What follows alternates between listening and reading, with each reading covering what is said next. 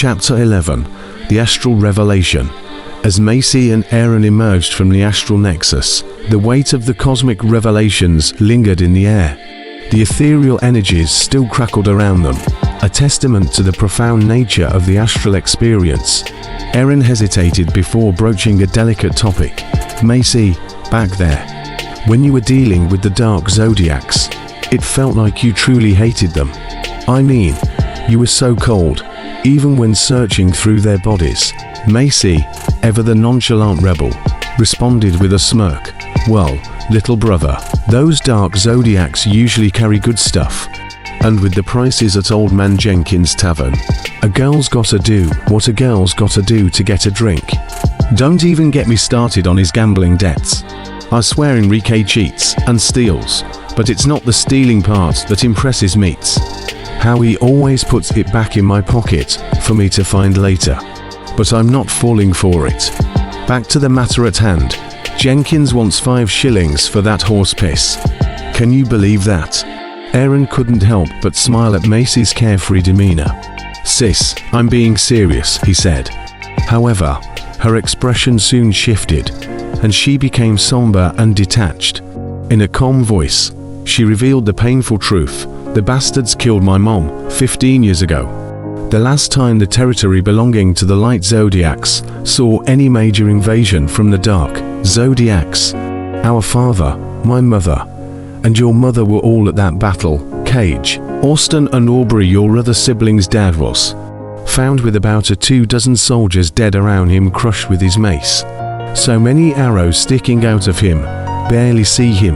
Cowards had to get him from range, cause anyone who came close got pulped. My mother fell to the twins. The twins? Aaron asked. Makey shot him a look. Yes, the infamous Gemini twins, Cass and Lux, named after the Gemini twins from Greek mythology. Castor and Pollux.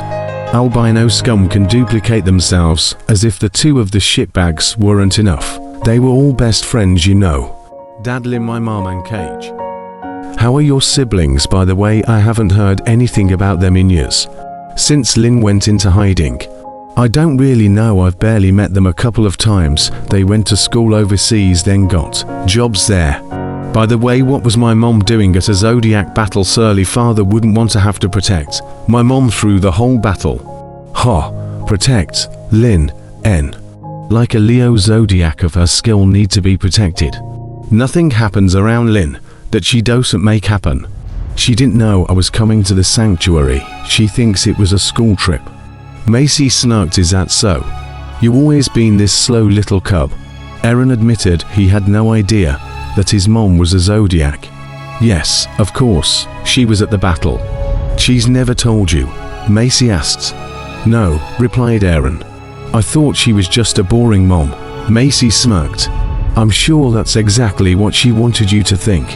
Lynn has a talent for subterfuge. She retired whenever she got pregnant with you. Though she didn't want you getting hurt, she's a good woman. As they continued their path toward the sanctuary, Macy decided to shed light on the unique powers bestowed upon each zodiac sign. Zodiacs not only wield their summoned weapons and armor, but each sign is also attuned to a specific element or power. For instance, Leos, like you, have a pyrokinesis, control over fire, reflecting your fierce and passionate nature. Sagittarius, on the other hand, gets enhanced accuracy and agility, as well as the ability to communicate with animals. It's like we're in tune with the very essence of our sign, Macy explained, a glint of pride in her eyes. Tauruses have physical strength, endurance, and toughness, coupled with the ability to control the earth. Each sign has its own unique power, enhancing our abilities and contributing to the cosmic balance. What about our tiger affinity? Aaron asked. That's a little tougher to answer. See, there aren't that many second-tier zodiacs with their higher affinity, so we don't have a lot to go off of. And to make matters even more difficult, different people manifest their higher affinity in different ways. Some of the things that have been pretty consistent with tigers are they usually exhibit increased speed, agility, and balance. Like when we were running through the trees the other day. So far, this is as far as it's got with me, and you've entry-level powers. when you first unlock it. I believe that my being an Earth Tiger, in addition to also being a Sagittarius, which is an Earth sign, probably tends to be the reason that I can communicate with animals so well. Either that or they just know a good old gal when they see one, Macy said with a smirk. Another ability that the more advanced tigers have usually eventually got to, and I think that I'm close to getting this. I've just started to scratch the surface of this power, is the ability to move, as though invisible or heavily blended in with my environment. I can just meld into whatever environment I'm in and move relatively unseen. Whereas Father can go completely invisible to a normal person, and even to some zodiacs, has even able to camouflage his quantum vibrations, a master at stalking prey.